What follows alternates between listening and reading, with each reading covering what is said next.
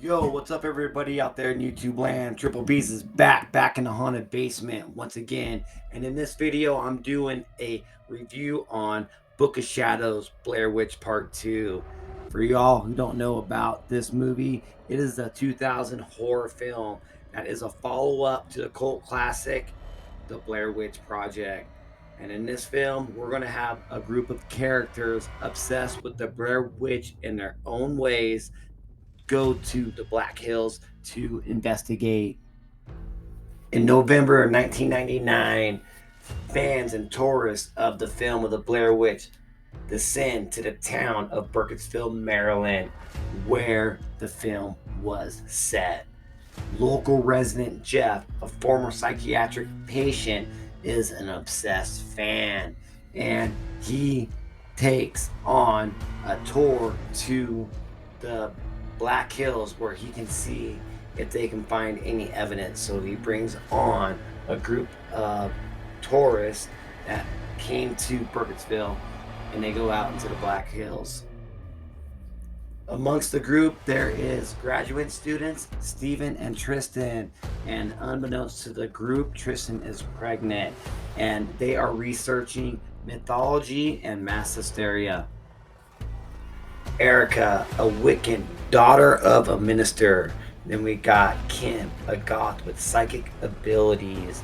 They head out and they camp at the ruins of Rustin's Parr's old house, where Jeff puts up surveillance cameras to hope to capture some activity. And then Jeff becomes unnerved when he realizes there's a fucking large ass tree in the middle of the foundation, and this tree was never there before. And their group kind of laughs at him. They're like, okay, why the hell would a family build a foundation around this big ass tree? That night, another tour group shows up to the camp at Rustin Parr's house, and they kind of have a little competition. But Steven and Jeff mislead them and tell them to go to Coffin Rock because some crazy shit happened down there earlier that day. Yo, so now it's fucking nighttime and it's time for fucking partying, drinking, smoking, fucking loud music. You're out in the woods. What do you do with your friends when you're that age? You have a fucking great ass time.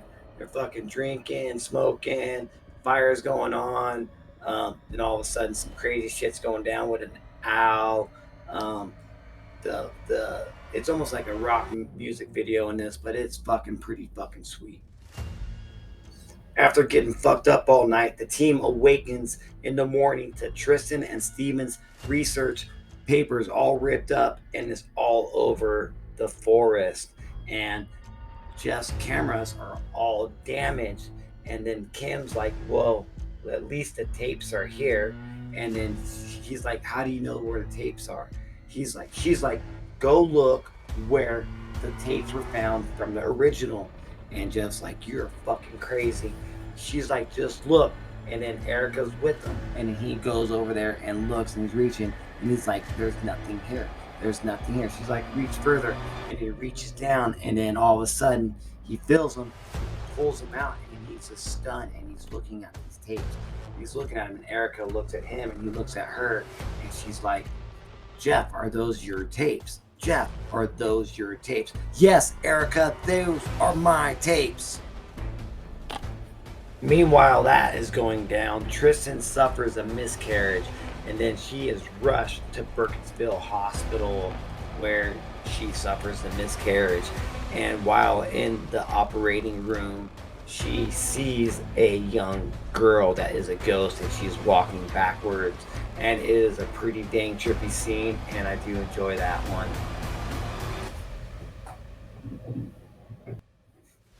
So after Tristan is released from the hospital, Jeff takes them to his house, and it's an old industrial building that's a damn warehouse that is as old and decrepit, but he bought it for $1 before the state could tear it down.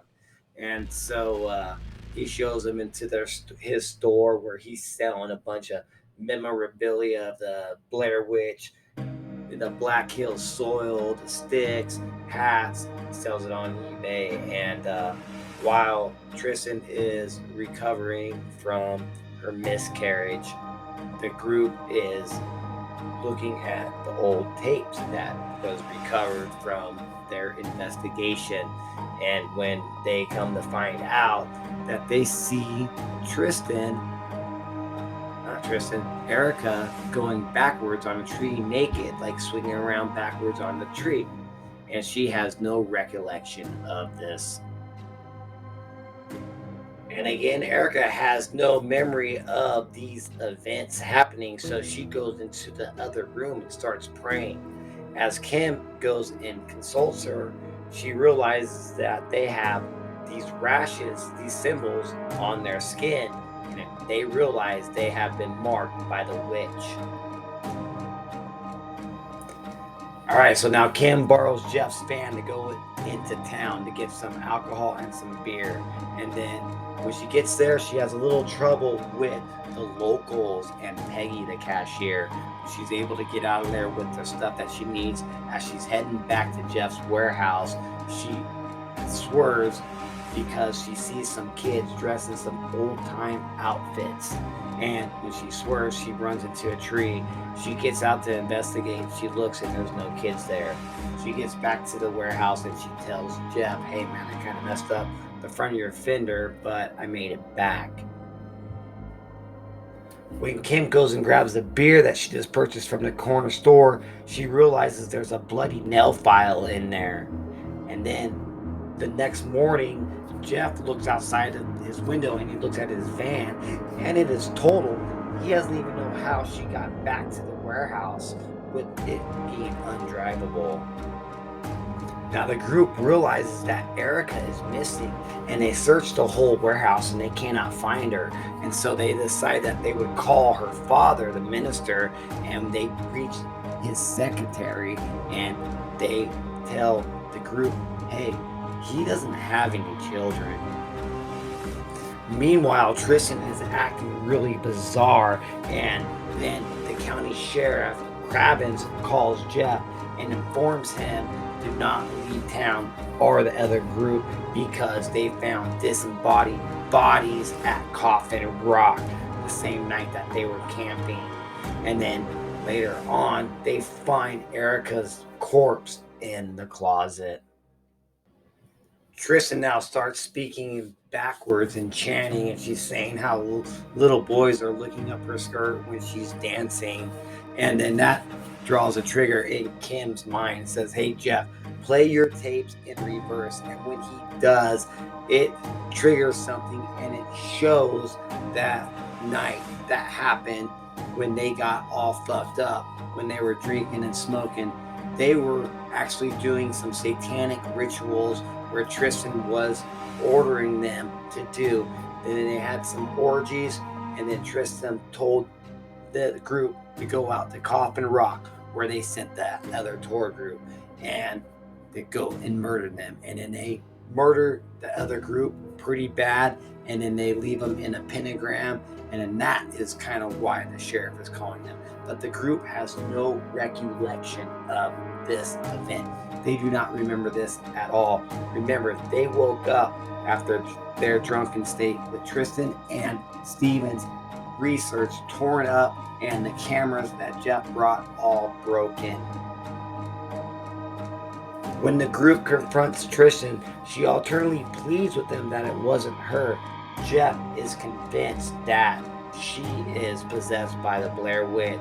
They're asking her about Erica's corpse that they found in the closet, and she says it wasn't her. Jeff then starts filming the confrontation. And now Tristan is telling the group that she had nothing to do with Tristan's death, and she's walking up the stairs backwards, and the group is following her, and Jeff has the camera, and she says, I am not the Blair Witch. And Steven, in a fit of rage, pushes her off and snapping her neck, and she dies.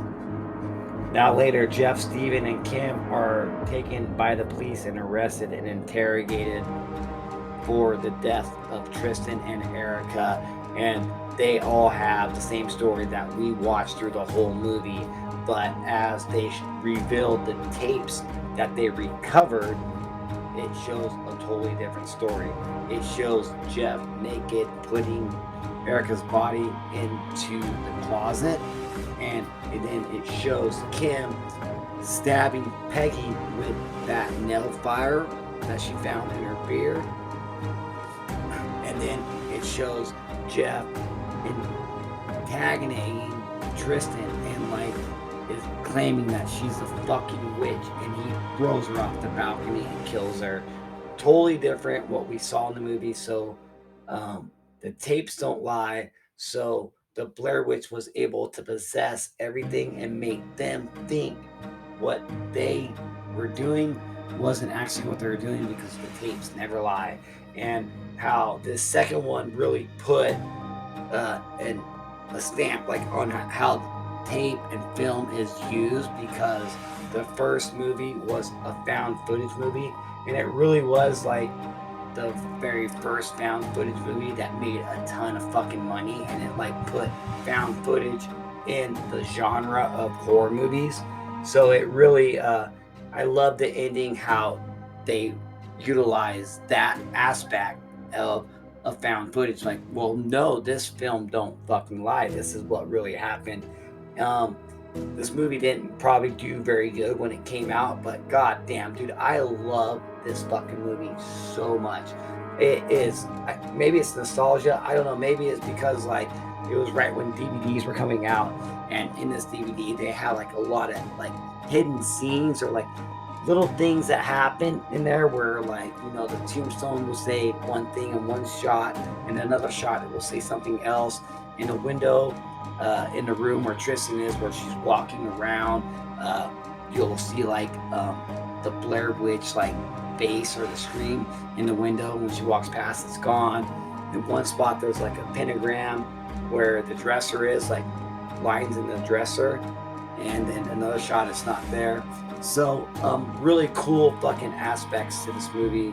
I dig it, man. Like, my final ranking of the Blair Witch Book of Shadows is a fucking 10. It's a 10, dude. Love this movie. Can watch it over and over again. It is so fucking cool. I mean, God, love it. And now Erica is so hot, you know, smoking hot Wiccan witch. You know, maybe I like those witches. I'm not a witch, you know. So, you motherfuckers out there, you keep it whore, you know, on your way out. Hit that subscription button and hit the likes, and leave a comment in the section down below right over there, and tell me what you think about this movie. And Triple B's is out from the Haunted Basement Studio. Later.